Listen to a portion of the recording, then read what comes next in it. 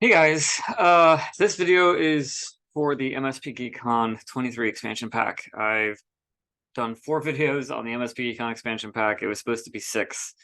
And unfortunately, my time is getting less and less available as, number one, thankfully, my consulting services are in demand apparently for some reason.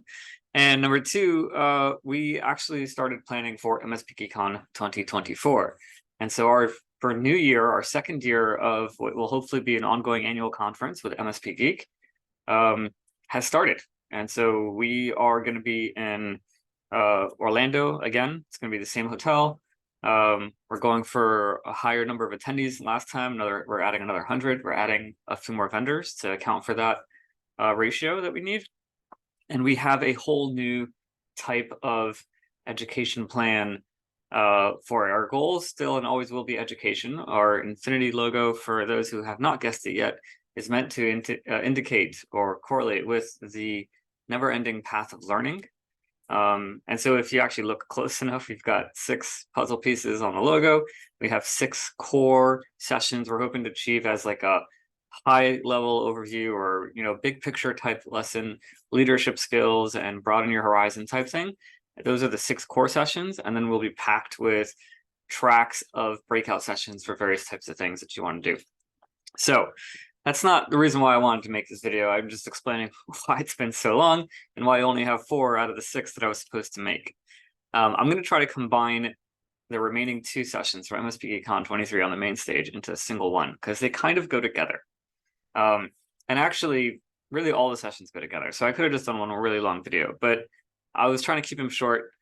Each video previously was like 20 to 30 minutes or so, maybe 15, give or take in some cases. But let's see if we can get these 2 sessions together. So I'm not recapping all the previous sessions in this video. If you want to see those, go look at the previous videos in the playlist. I'm going to focus on the last 2 sessions for MSPGeekCon23.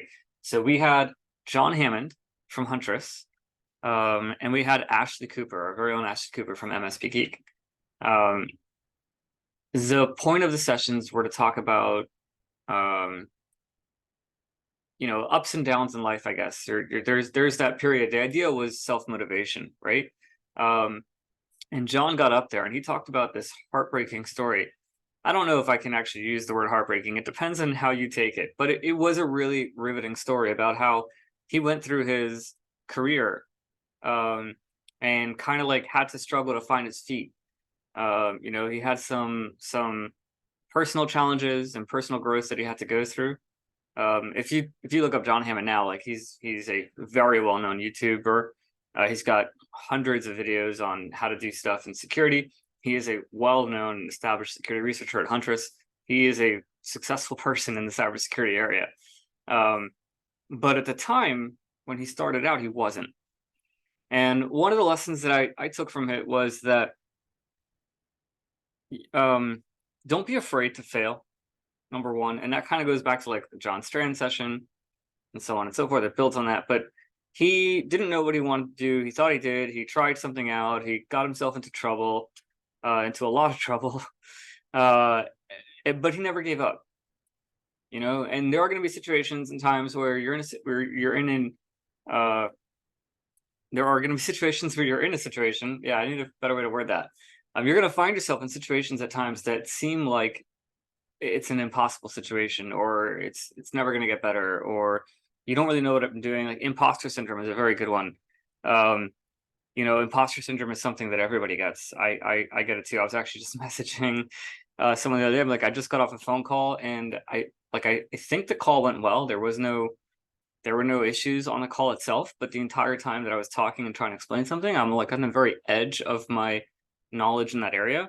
And so I didn't really know if I was the right person. I had literally just been learning some of these concepts within the last 6 months. And so far, like it's successful moving forward. But if I hadn't learned it 6 months ago, I would not have been able to handle these conversations. And so like, am I really the best person? And that's just a level of self-doubt that, it's called imposter syndrome. Am I really capable of doing the job that I'm in? Am I really the right person for this job? And everyone gets it. And I just like to add to that, like, John's lesson is don't ever give up. Always go for what you're trying to do. Like the reason why he got successful is because he reached out randomly on a basically a cold call to Kyle Hanslow and the CEO of Huntress, and they met up, and the rest was history. But it was just a complete, like, if he had taken the attitude of, oh, it's never going to get better, it is what it is, I'm done, my life's over, he never would have gone out of that hole, and it would have been a completely ongoing downward spiral.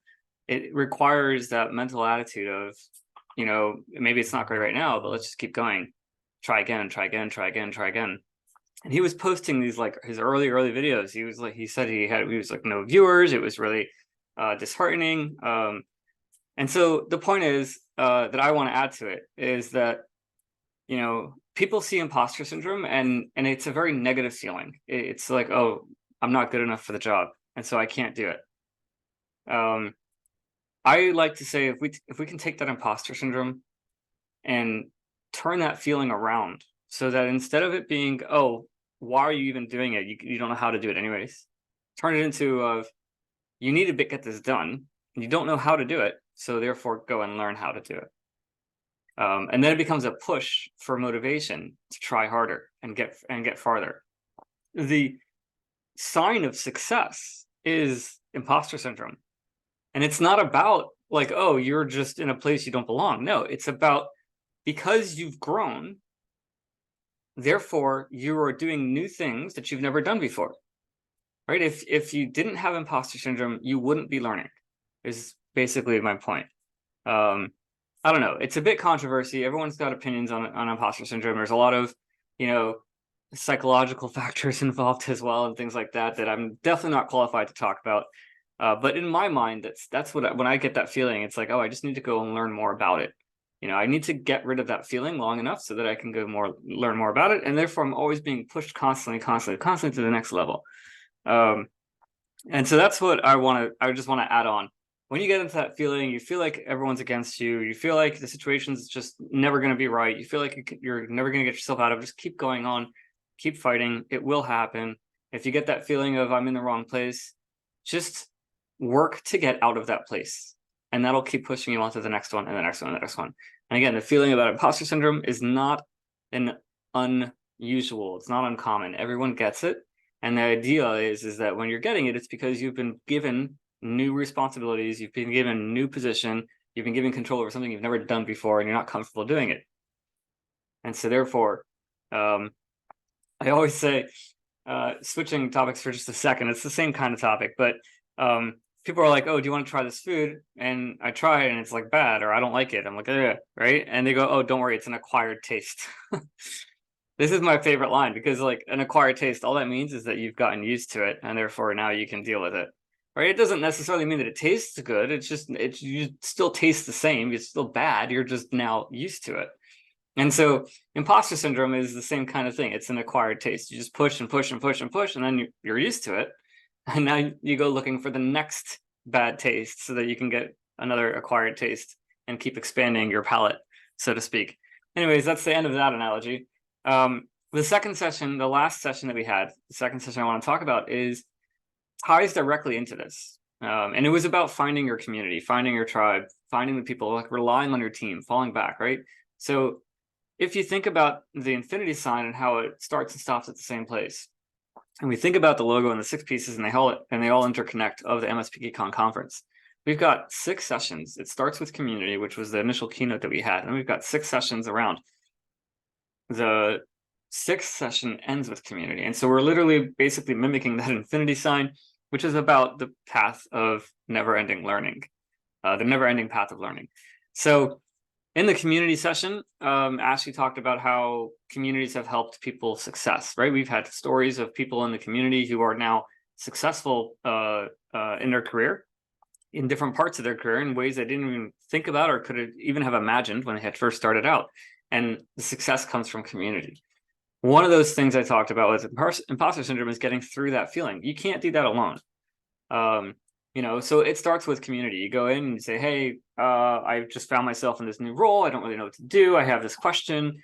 What's going on? How do people handle XYZ? There's 100 different ways you can ask questions in the community, as long as you're actually asking the question, not a question of a question. The most unpopular question to ask in an online forum, by the way, pro tip, is, hey, is anyone an expert on XYZ? No one's anyone who says they are is probably not really like actually an expert. As a blanket statement, that's probably not exactly true, but I always like to throw out blanket statements that are probably true like 80% of the time. But no one's going to put themselves out there as like, yeah, hey, I'm an expert. What do you want? Right? What you should be doing is asking the specifics of the question on the community so that people who are familiar with that area will recognize what you're saying. You don't have to go through the whole entire explanation. Just be like, I've got blah, blah, blah, blah.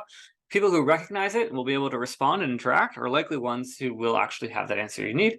And people who don't will either ignore you or ignore it, or maybe ask for more information to see if they can help you research it. The point is, though, is that it starts with community. And that'll push you to learn. And they'll ask questions and they'll push you to do more research. And then you'll come back and answer more. And then it becomes this revolving cycle of information that gets washed and squashed and pushed around, and it causes your knowledge and understanding to know more. And a perfect example of this is the example of the programmer's rubber duck, right? So if you're having a problem, you take a rubber duck, you start explaining the problem to the rubber duck. Through the process of your brain cycling through that issue, you actually come to a better understanding of it, and likely you end up solving it yourself. People do this, two technicians sitting right next to each other, they bounce ideas off back and forth, and most of the time through that process, they've come to a better understanding. This is the idea of community. MSP Geek is the community that I on the board member of. I'm managing partner, one of the managing partners, one of the admins of the community. We have over 10,000 members in that community, and my growth into where I am right now would not have been possible without MSP Geek, specifically for this reason. So that was the session of the community. There wasn't really much to expand on it other than, maybe learn how to ask questions, just be aware.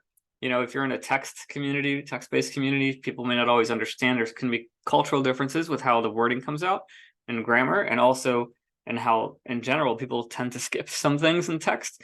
And so there's a lot of tone lost. Be very understanding, but just understand that they may not understand what you're saying and you may not understand what they're saying.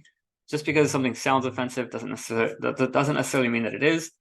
And when you're asking questions, always try to be direct and understanding and considerate was the word I was looking for. Considerate of the people in the community, just like you would want to be treated and handled in that community as well. Anyways, this is the last video of the MSPGeekCon23 expansion pack. Hopefully I'll be able to do some for 24 after those sessions. We'll have 6 more sessions. It's going to be a very similar kind of schedule.